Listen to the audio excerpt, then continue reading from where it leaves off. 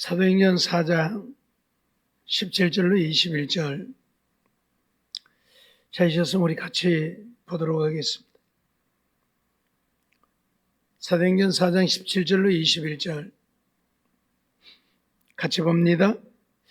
이것이 민간에 더 퍼지지 못하게 저희를 위협하여 이후에는 이 이름으로 아무 사람에게도 말하지 말게 하자 하고 그들을 불러 경계하여 도무지 예수의 이름으로 말하지도 말고 가르치지도 말라 하니 베드로와 요한이 대답하여 가로되 하나님 앞에서 너희 말 듣는 것이 하나님 말씀 듣는 것보다 옳은가 판단하라.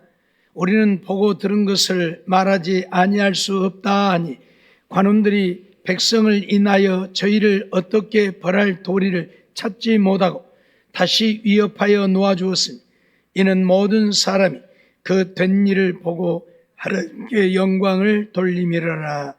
아멘. 사도들의 전도의 발자취에 대해서 오늘 저희도 좀 살펴보려고 합니다. 베드로 사도에 대해서 우리가 좀 살펴볼 건데요. 베드로 사도는 주님이 십자가에 못 박혀 죽으실 때에 주님을 모른다고 3번씩 부인할 것이라는 주님의 말씀을 듣고도 절대 그렇지 않다고 주와 함께 죽을지언정 주님을 부인하지 않겠다고 고백을 했었던 자죠. 그러나 주님이 신문을 받으실 때에 계집종의 말을 듣고 주님을 모른다고 3번이나 부인했던 베드로임을 우리는 보게 되어지지요. 마태복음 26장 34절 35절 보면 예수께서 가라사대 내가 진실로 네게 이르노니 오늘 밤 닭 울기 전에 내가 3번 나를 부인하리라 선언을 하지요. 베드로가 가로되 내가 주와 함께 죽을지언정 주를 부인하지 않겠나이다 하고 모든 제자도 이와 같이 말하니라고 선언을 하고 있지요. 어떻게 보면 이게 인간인 것 같아요. 자기가 금발 한 말도 지키지 못하는. 그러나 또 그때에는 내가 주님을 누구보다 더 열심히 믿고 사랑한다고 나를 나타내고 자랑하고 싶어서 주와 함께 죽을지언정 주를 부인하지 않겠다고 고백을 했던 것을 보게 되어지죠. 그런데 마태복음 26장 69절 74절 말씀 보면 베드로가 바깥들에 앉았더니 한 비자가 나와 가로되 너도 갈릴리 사람 예수와 함께 있었도다 하고 말을 하지요. 여기 비자는 계집종을 말하는데 계집종이 너도 갈릴리 사람 예수와 함께 있지 않았느냐 그렇게 말하니까 베드로가 모든 사람 앞에서 부인하여 가로되 나는 내 말하는 것이 무엇인지 알지 못하겠노라 그렇게 말을 하지요. 네가 지금 무슨 말하는지 나는 모르겠다. 그게 뭐예요? 나는 예수와 함께 있지 않았다는 이야기지요. 앞문까지 나가니 다른 비자가 저를 보고 거기 있는 사람들에게 말하되 이 사람은 나사렛 예수와 함께 있었도다 또 말을 하죠.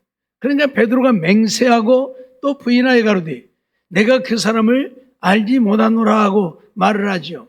이제는 맹세하면서까지 내가 맹세코 나는 그 사람 모른다 그런 거지요. 조금 후에 곁에 섰던 사람들이 나와 베드로에게 이르되 너도 진실로 그 당이라 네 말소리가 너를 표명한다 하거늘 저가 저주하며 맹세하여 가로되 내가 그 사람을 알지 못하노라 하니 닭이 곧 울더라 말씀을 하지요. 마지막에는 저주하면서까지 내가 그 사람을 알지 못한다고 고백하는 것을 보게 되어지지요. 내가 주와 함께 죽을지언정 주님을 부인하지 않겠다고 했던 베드로 한 번도 아니고 3번씩이나 저주하면서까지 맹세하는 베드로의 모습을 우리는 보게 되어집니다. 이런 베드로가 주님께 쓰임을 받지요. 그런데 베드로는 예수님을 만나 복음 전할 사명을 받고 어떤 위협과 핍박에도 굴하지 않고 십자가에 못 박혀 죽기까지 예수님의 증인이 되어 살았다고 하는 이야기입니다. 이렇게 주님을 저주하면서까지 부인했던 베드로이지만 다시 주님을 만나 주님께 사명을 부여받고는 어떤 핍박과 죽음에도 굴하지 않고 예수의 복음을 전하는 증인이 되었던 것을 보게 되어지지요. 우리가 잘 아는 대로 요한복음 21장 15절로 17절 말씀을 보면 저희가 조반 먹은 후에 예수께서 시몬 베드로에게 이르시되 요한의 아들 시몬아 내가 이 사람들보다 나를 더 사랑하느냐고 묻지요. 가로되 주여 그러하외다. 내가 주를 사랑하는 줄 주께서 아시나이다라고 고백을 하지요. 늘 말씀드렸지만 예수님이 베드로에게 묻는 것은 하나님의 사랑으로 나를 사랑하느냐고 묻는 겁니다. 아가페의 사랑을 말하고 있는 것이지요. 그러나 베드로는 내가 주를 사랑한다고 고백하고 있는데 그 사랑은 필레오의 사랑, 형제의 사랑은 한다는 이야기입니다. 아가페의 사랑, 하나님이 우리를 사랑하신 것 같은 사랑은 내가 못하고 형제가 형제를 사랑하는 그 사랑은 내가 한다고 고백을 하고 있는 것이에요. 그 소리를 듣고 주님은 베드로에게 내 어린 양 먹이라 그렇게 선언을 하죠. 주님의 양떼를 먹이라고 선언을 합니다. 그리고 또 두 번째로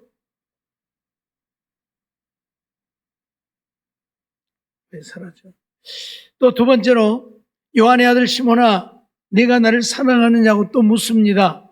두 번째 묻는 것도 역시 아가페의 사랑을 묻는 것이에요. 하나님이 우리를 사랑하신 것 같은 사랑으로 나를 사랑하느냐고 묻지요. 그런데 베드로는 그렇게 대답을 못하지요. 가로되 주여 그러하외다. 내가 주를 사랑하는 줄 주께서 아시나이다라고 고백을 하는데 여기서 내가 주를 사랑하는 줄 주님이 아신다고 하는 것은 아가페의 사랑이 아니라 필레오의 사랑을 하는 것을 주께서 아신다. 그렇게 표현을 한 것입니다. 그럼에도 불구하고 하나님은 베드로에게 내 양을 치라 말씀을 하지요. 양을 먹인다고 하는 것은 하나님의 말씀을 백성들에게 전하는 것이고 양을 친다고 하는 것은 그 백성들을 말씀 위에 믿음 위에 굳게 세워가는 것이지요. 이 양을 먹이고 치라는 얘기는 백성들에게 하나님의 말씀을 전하여 가르치고 가르치기만 하지 말고 백성들이 그 말씀 위에 굳게 서서 말씀대로 순종하여 살도록 인도하라는 이야기입니다. 그리고는 또 세 번째로 묻습니다. 요한의 아들 시몬아 내가 나를 사랑하느냐 묻지요. 여기서 말하는 사랑은 아게페의 사랑이 아니고 이제 필레오의 사랑을 물어봅니다. 그러면 정말 네가 형제의 사랑으로는 나를 사랑할 수 있느냐고 묻는 거예요. 아가페의 사랑은 못한다고 하니까 필레오의 사랑은 할 수 있느냐 묻는 거죠. 그러니까 베드로가 주께서 세 번째 내가 나를 사랑하느냐 하심으로 베드로가 근심하여 가로되 주여 모든 것을 아시오매 내가 주를 사랑하는 줄을 주께서 아시나이다라고 고백을 합니다. 세 번째는 그럼 아가페의 사랑은 못하고 필레오의 사랑은 정말 할 수 있느냐고 물으니까 베드로가 근심을 한 거예요. 필레오의 사랑은 한다고 고백을 했는데도 정말 네가 형제의 사랑으로는 나를 사랑하느냐고 물으니까 근심을 한 거죠. 그러면서 주님이 모든 거 아시지 않습니까? 그러면서 내가 주를 사랑하는 줄 주께서 아십니다. 내가 필레오의 사랑을 하는 것은 주님이 아시지 않습니까? 라고 대답을 하죠. 그래서 예수님께서 또다시 내 양을 먹이라 말씀하시는 것을 보게 되어지지요.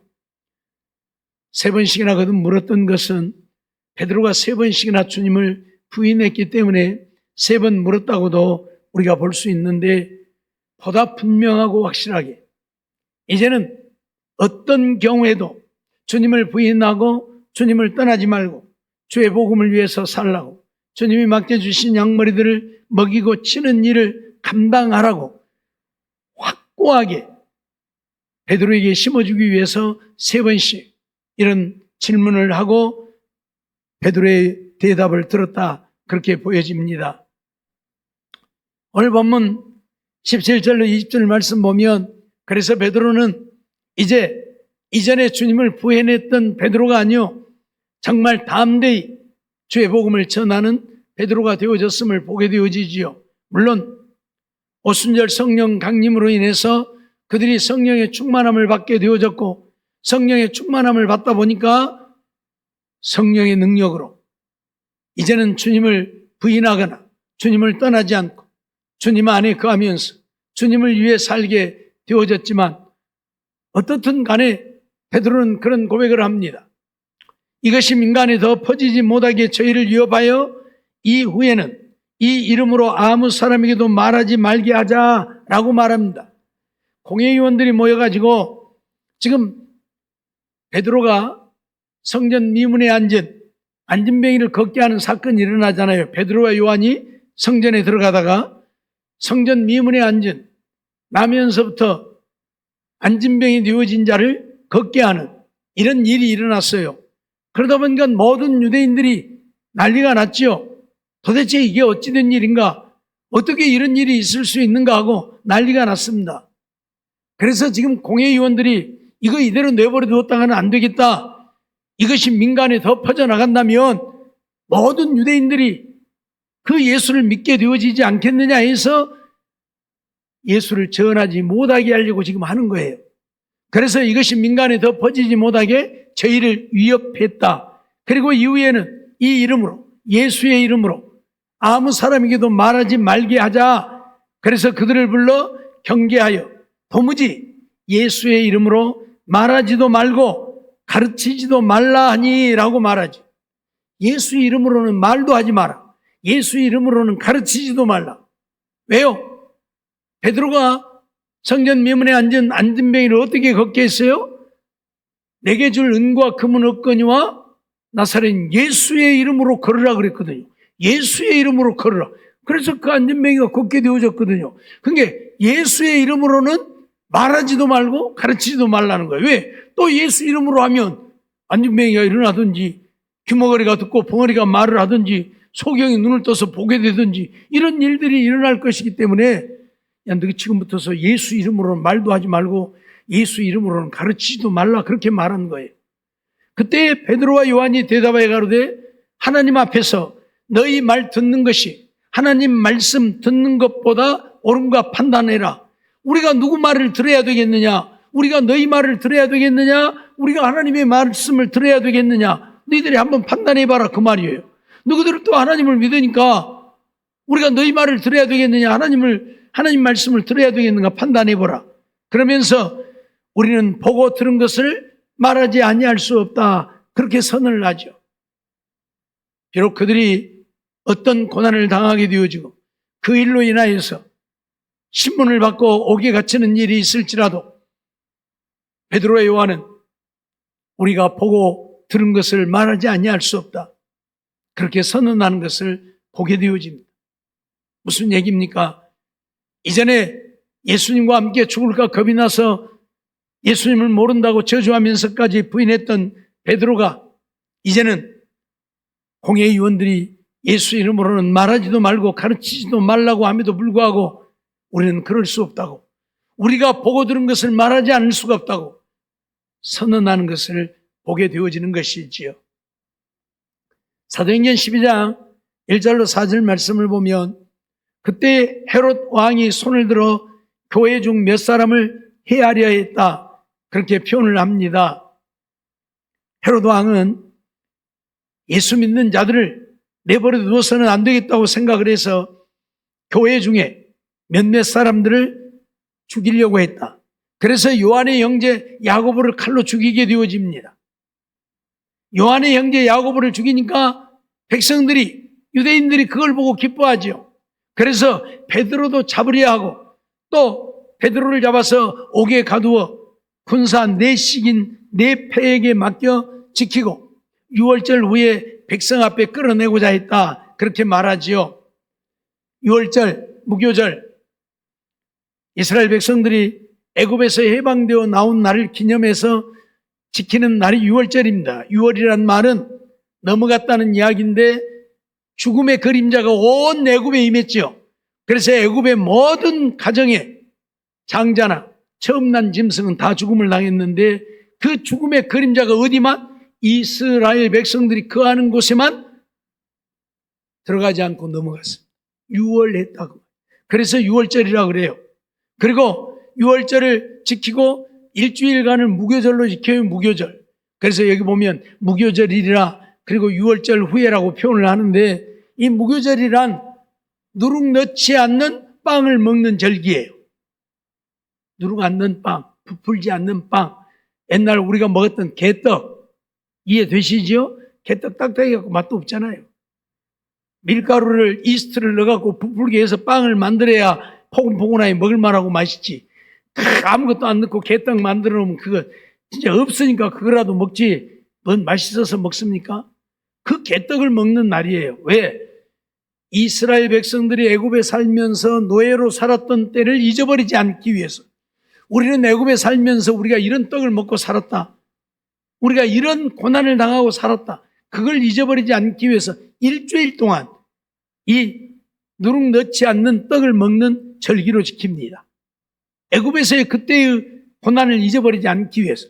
그래서 우리가 그렇게 살았는데 하나님이 우리에게 이렇게 은혜를 베풀어서 우리를 해방시켜주고 우리에게 이 가나안 땅을 주어서 이 젖과 꿀이 흐르는 땅에서 이렇게 복을 누리고 살았다는 것을 잊어버리지 않게 하려고요. 물론 얼마 지나지 아니해서 다 잊어버리고 자기들 멋대로 살다가 또 망하게 되어졌지만 어떻든 이 유월절과 무교절은 그들에게 평생 지켜야 할 절기지요. 그래서 이 절기 때에는 죄수를 잡아서 죽이지도 아니합니다. 죽일 수도 없어요. 절기 때에는 어떤 일도 하지 않아요. 그러니까 이 무교절이 다가오니까 베드로를 얼른 잡아서 옥에 가둬놓고 이 유월절이 지나고 나면 그 다음에 베드로를 끌어내서 죽이려고 지금 베드로를 가두어 놓았어요. 그러니까 사도들은 이런 고난을 당하게 되어진 것이지요. 요한의 형제 야고보는 죽음을 이미 당했고 베드로도 이제 죽이려고 옥에 가두어 놓은 거예요. 그러나 다행히도 하나님께서 천사를 보내어서 그날 밤에 베드로를 옥에서 끌어내지요. 아직 베드로가 해야 할 일이 남아있기 때문에 베드로를 살려서 주의 복음을 위해 일하게 하려고 하나님은 그들의 손에 넘겨주지 아니하고 옥에 갇혔지만 밤에 천사를 보내어서 베드로를 깨우고 옥문이 열려서 베드로가 천사를 따라 나가게 되어졌고 가서 보니까 베드로가 옥에 갇힌 것을 알고 교회가 온 성도들이 모여서 기도하는 모습을 보게 되어졌지요. 어쨌든 사도들은 오순절 성령 강림 이후에 이런 고난을 당하면서도 복음을 포기하지 않았던 것을 보게 되어지죠. 그리고 베드로 사도가 로마에서 복음을 전하다 네로 황제의 박해로 순교를 당한 것은 분명합니다. 그러나 언제 어떻게 로마로 갔는지는 분명하지가 않아요. 역사가인 유세비우스에 의하면 베드로가 안디옥 교회를 설립하고 난 이후에 AD 39년에서 40년에 로마로 갔다고 기록을 하고 있어요.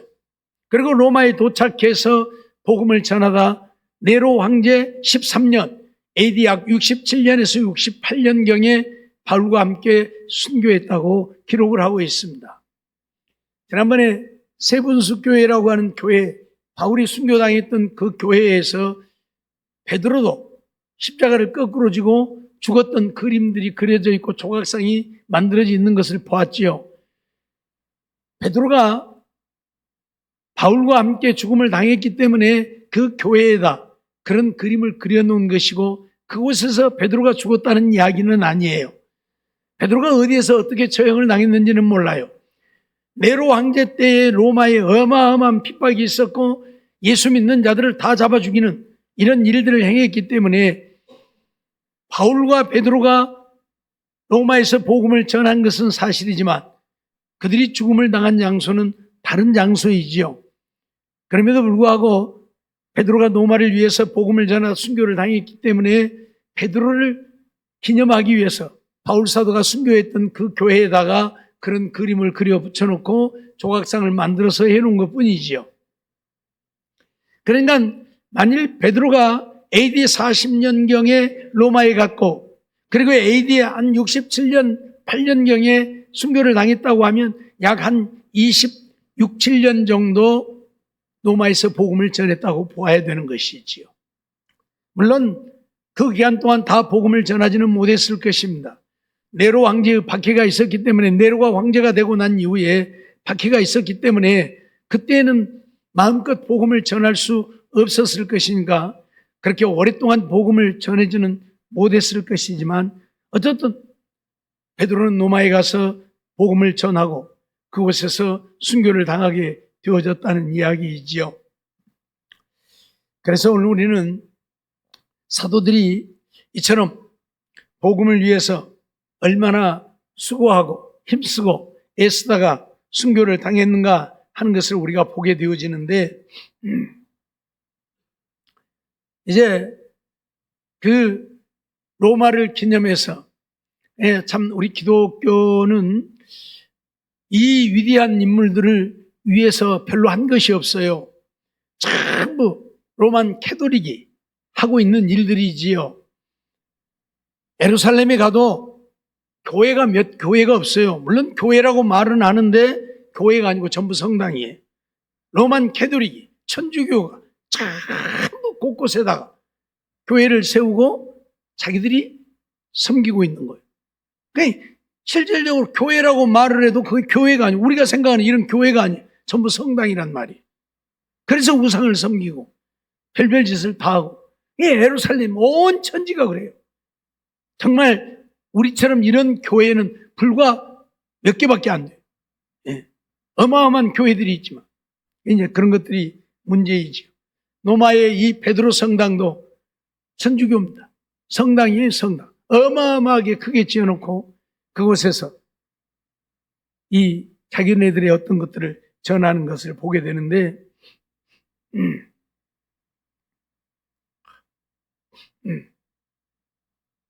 이게 이제 베드로 성당 들어가기 전에 밖에서 찍은 사진인데요. 사진이 안 나오네요. 그 앞에 있는 것들을 보면 이 로만 캐톨릭은 의식을 굉장히 중요하게 여기죠. 그래서 전부 이런 형상들을 많이 만들어 놓고 섬기고, 이게 이제 그 베드로 성당 밖에서 전체를 이렇게 좀 찍어본 것인데요. 그 안에 가면 이제 큰 대형 스크린이 있어가지고 그 스크린에 이렇게 교황들이 거기 오면 이제 그 광장에서 행사를 하고, 그 스크린에 이제 이런 교황이, 이번에 새로 되어진 교황이 거기에 와서 지금 이렇게 행사했던 것을, 그 사진을 올려놓은 걸 찍어본 것이에요. 이제 이것은 안에 들어가서 안에서 이제 밖으로 이제 찍은 사진인데요. 이게 이제 상징물이죠. 베드로 성당의 상징물. 이게 지금 어마어마한 저기죠.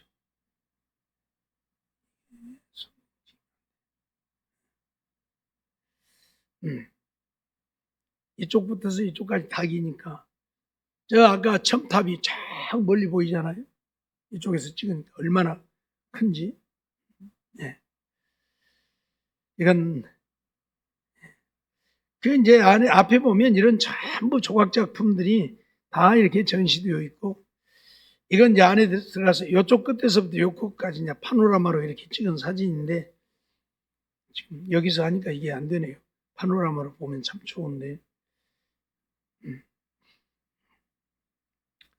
이 솔방울 형상을 만들어 놓은 것인데, 이 바티칸 이 박물관 쪽에 있는 것들이, 솔방울을 왜 이렇게 크게 만들어서 놓고 섬기느냐면, 이건 생명을 상징하는, 영혼을 상징한다고 해서 이 사람들은 이 솔방울을 이렇게 만들어 놓고 섬기기도, 저렇게 큰 건물 앞에다 저렇게 큰 솔방울을 만들어 놓고.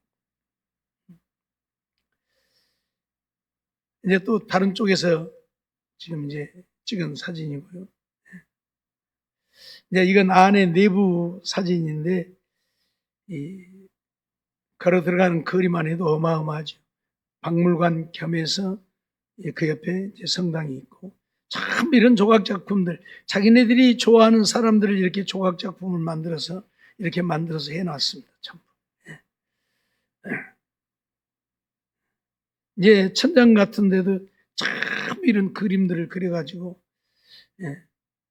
이건 뭐 희한하게 생겼죠. 머리도 다 깨져버리고 없고, 손도 다 잘리고 없고, 아래에도 다 잘려버리고 없고, 이게 벨베테르 토로스라고 하는 이 조각 작품인데, 1세기 그리스의 아폴로니우스가 만든 작품이라고 해요. 근데 원래 이 작품이 헤라클레스를 표현하기 위해서 만든 작품인데, 그 유명한 미켈란젤로가 이 작품을 보고 반해가지고 이 작품을 자기 예술에다 엄청나게 많이 반영을 했던 사람이 바로 미켈란젤로라고 해요. 우리가 보기에는 아무것도 아닌 것 같은데 아마 예술가들이 볼 때에는 대단한 작품이었는 모양이죠. 네. 이제 안에 천정 모습.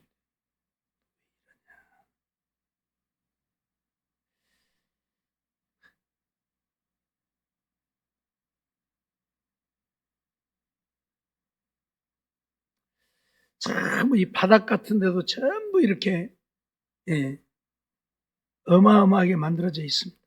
이런 것들이 참 보통 정성 들여서 만든 것이 아니고, 그래서 제가 가이드에게 이 베드로 성당이 얼마나 될까요? 값어치가 얼마나 될까요? 표현을 못 한대요. 값으로 계산을 할 수가 없대요. 왜? 이 작품들은 최고의 미술가들, 건축가들이 만든 작품들이라 그 그림 하나만 해도 어마어마한 돈이니까. 그런데 이런 그림 작품들이 온 성전을 다 덮고 있으니까 값으로 계산이 안 된대요. 네. 이런 전부 작품들, 그림들, 전부 벽이, 모든 성전 안의 벽들이 이런 것들로 다 되어 있어요. 그 어마어마하게 큰 성전. 이런 작품들이 전부. 적어도 세계적으로 유명한 최고의 화가들이 그린 그림들이고 작품들이. 다 여기에 이제 의미들이 있는데, 뭐 그거 설명하려면 맨날 며칠 해도 다 못하니까 그냥 그림만 보고 지나가게. 전부 벽에 이런 것들이 그려져 있어요. 뭐 제가 대충 찍는다고 찍었는데, 뭔 그림인지도 이해도 다 못하고, 벽은 전부 이런 대리석으로 만들어져가지고, 또 거기에 이런 전부 조각으로 이렇게, 이게 전부 지금 조각 띄워져 있는 것들. 그러니 뭐 이거 돈으로 계산이 안 되는. 그래서 제가 이제 속으로 생각해 봤어요. 저런 어마어마한 돈을 가져다가 아프리카 같은 데다 풀었으면 얼마나 많은 영혼들을 구원할 수 있었을까. 자기들의 의를 드러내고 자기들만 좋아서 춤추는 공간을 만들 것이 아니라 이런 어마어마한 돈을 들여 아프리카 같은 데 저 굶어 죽어가는 사람들에게 갖다 사용하면 얼마나 많은 영혼들을 구원할 수 있을까 하는 생각을 해봤는데, 그건 나 혼자의 생각이고 이 사람들은 그런 데는 관심이 없고 자기들이 의를 드러내고 자기들을 자랑하면 그뿐이니까. 물론 이제 새로 만들어진 것도 있고 하겠지만 이 지금도 번쩍번쩍 빛나잖아요. 오래전에 만들어진 것들인데 어마어마한 대리석으로 만들어져 있고, 이게 전부 작품입니다. 작품. 조각품들이에요. 그림이 아니고 이런 것. 이건 이제 그 통로를 따라서 쭉 가는 천장을 찍은 건데, 이 거리도 어마어마한데 전부 이런 것들로 되어 있어요. 이거 봤죠? 쭉 이렇게 되어 있잖아요. 천장인데. 이 사람들, 대단한 사람들. 전부 이런 것들을 만들어요. 전부. 가운데는 그림이고 전부 주위에는 조각 작품이고 그렇게 만들어져 있어요. 벽에도 참 이런 그림들이 그려져서 붙여져 있고. 그러니 뭐 이 값으로 계산이 안 되는 거지. 이 표구만 해도 어마어마. 우리도 그림 하나 표구에도 한 돈 10만 원씩 하는데 이런 거 표구는 뭐 몇백만 원씩, 몇천만 원도 하겠죠.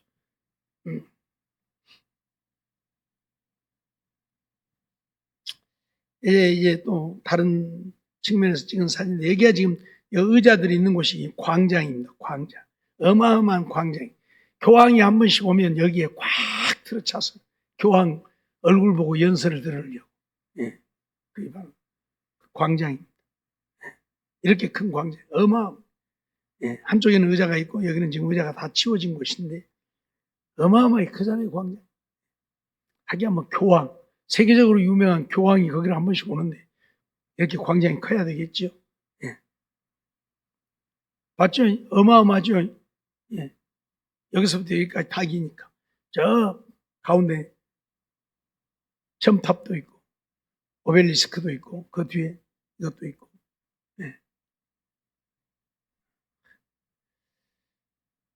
이 사람이 바로 베드로라고 지금 그 조각상을 만드는. 기둥들도 어마어마하게 큽니다.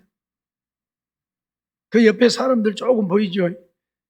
그 사람들에 비하니까 이 기둥이 얼마나 큽니까? 어마어마한 기둥으로 이렇게 만들어서 세워진 베드로 성당입니다. 왜 노마에다 이곳에다가 이 베드로 성당을 만들었느냐?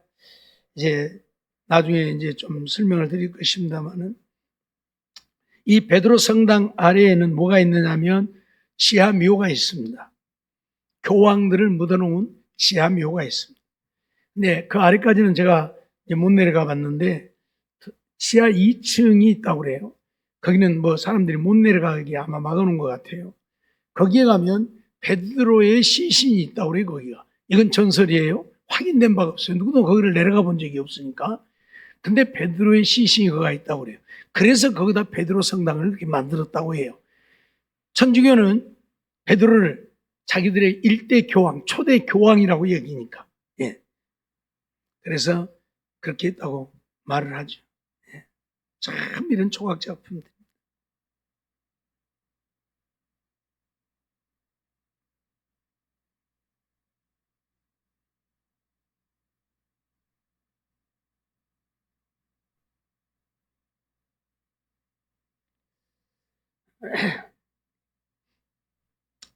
전부 이 옛날에 교황들인데 여기 위에 있는 사람들, 위대한 교황들을 전부 조각해서 이렇게 세우는 이게 바로 지하묘에 있는 시신입니다.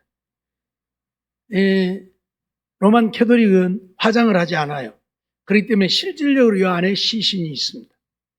위에다는 그 사람의 모양을 이렇게 조각해놨고 이 관 밑에는 시신이 들어있는 거예요. 지하에 내려가면 지금 그런 게 있어요. 그래서 저는 얼른 또 지하에 내려가서 이런 사진들을 좀 찍었는데 많은 목사님들이 지하에 안 내려가고 그걸 못 봤어요. 저는 이거 가서 본 거예요. 전부 그 사람이 누군가 이름이 써져 있고 이런 묘가 있어요. 더 유명한 사람은 이렇게 조각 작품까지 만들어져 있고 이렇게 좀 덜 유명한 사람은 그냥 관만 있고 이렇게. 예. 예. 이런 사람은 아주 유명한 사람을 완전히 만들어 놓고 밑에다 이렇게. 예.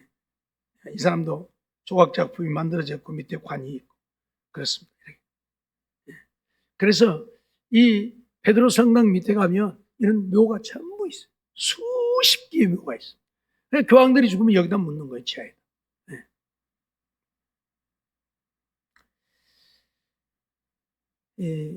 지나가는 통로인데 그 어마어마하죠. 지하묘의 통로. 나와서 또 찍었던 사진이고 이제 마지막으로 우리가 단체로 모여서 이제 찍었던 사진. 이게 이제 베드로 성당, 베드로 사도가 로마에서 복음을 전하고 그래서 그곳에서 순교했기 때문에 이 로마에다가 베드로를 기념해서 이렇게 성당을 지었습니다. 사실 우리 교회가 해야 할 일이잖아요. 교회를 짓고 베드로를 기념해야 되는데 교회들은 우리 기독교는 이런 일들을 거의 안 했어요. 그래서 좀 미안한 얘기로 예루살렘 같은 데도 좋은 자리는 다 로만 캐톨릭한테 뺏겨버리고 없어요. 예수님이 탄생했던 곳, 예수님이 십자가에 못 박혀 죽으셨던 곳, 예수님이 걸어가다가 넘어지셨던 곳, 그런 곳에 전부 교회들을 세워놨는데 다 성당이, 다 성당. 로만 캐톨릭에서 전부 사가지고 다 한 거예요. 참 이런 걸 보면 물론 우리는 그런 것들이 중요한 거 아니고 복음을 전하는 것이 중요했기 때문에 그래 했겠지만은 그래도 적어도 어느 정도는 우리 기독교도 좀 기념할 만한 것이 있었으면 더 좋았을 건데 참 이 천주교인들 보면 정말 대단한 사람들이에요. 여기는 아니고 여기는 이제 그런 곳이 없어요. 근데 진짜 유명한 소피아 성당이라든지 그런 데 가면 뭘 하냐면 예수님의 그림들이 이렇게 붙여져 있어요. 그러면 전부 거 가서 입 맞춰. 아니, 나 참말로 들어와서, 아니, 수백 명, 수천 명, 수만 명이 거기다 입을 맞출 거 아니에요. 근데 누가 딱도 안 해. 가서 입 맞춰요. 사진에다. 그러면 또 그 다음 사람 가서 또 입 맞추고, 그 다음 사람 또, 여기 들어와서 참말로. 그렇잖아요, 솔직히. 그러다가 병이라도 걸린 사람이 가서 입 맞췄어, 뭐 어쩌려고. 하나 소용없어요. 예수님이 탄생한 곳은 지하에가 이렇게 돼 있는데, 거기는 이제 전부 물 밖으로 이러고 들어가야 돼. 그럼 또 물 밖으로 또 입 맞춰요, 전부. 들어간 사람마다 입 맞추고 나와. 진짜 천주교인들 대단한 사람들이에요. 그 사람들은 의식을 중요하게 여기니까 그래요. 예, 그래서 예수님이 태어난 곳에 가서 나도 입 맞추고 왔다. 그러려고. 그게 중요한 건 아닌데 그들은 그렇게 하죠. 어떻든 오늘 우리는 이런 것들을 보면서 정말 사도들은 복음을 위해서 생명을 바친 자들이라. 사실 베드로는 유대인이고 사도 중에 사도지요.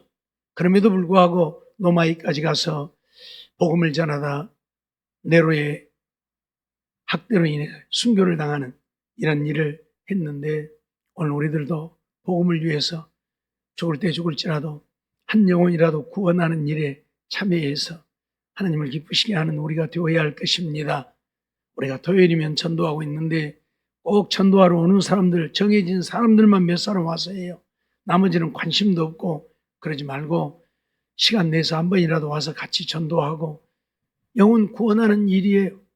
그래서 함께 할 수 있도록 그래서 주님 앞에 가서 나도 전도하고 왔습니다 해야지. 너 뭐 하다 왔냐? 전도 한 명이라. 아니요. 뭔 전도를 해요? 못 했어요? 전도한다고 그렇게 해도 한 번도 안 가봤어요? 그럴랍니까? 그러지 말고 와서 전도하는 일도 함께 참여해서 주님을 기쁘시게 하는 삶이 되어지기를 주의 이름으로 축원합니다. 기도하겠습니다. 사랑의 하나님 감사합니다. 이 밤도 사도들의 복음의 발자취를 더듬어 보면서 정말 베드로는 유대인이면서도 로마까지 가서 복음을 전하고 순교하기까지 영혼 구원의 사명을 감당한 것을 보면서 오늘 우리들도 복음 전하는 일에 열심을 다해서 한 영혼이라도 구원하고 주님께 인정받고 사랑받는 우리들 되게 해 주시옵소서. 그저 세상 일에 취해서 육신에 취해서 살다가 주님 앞에 가서 부끄러움 당하지 않는 우리들 되어질 수 있도록 주님이 붙드시고 인도해 주시고 전도하는 일에 열심을 다해서 너희는 온 천하에 다니며 만민에게 복음을 전하라 하셨으니 온 천하에 다니며 전하지는 못할지라도 내 집 근처 다니면서 부지런히 복음을 전해서 영혼 구원의 사명을 감당할 수 있는 우리 모두가 되게 주시옵소서. 미사오고 예수 이름으로 감사하며 기도하옵나이다. 아멘.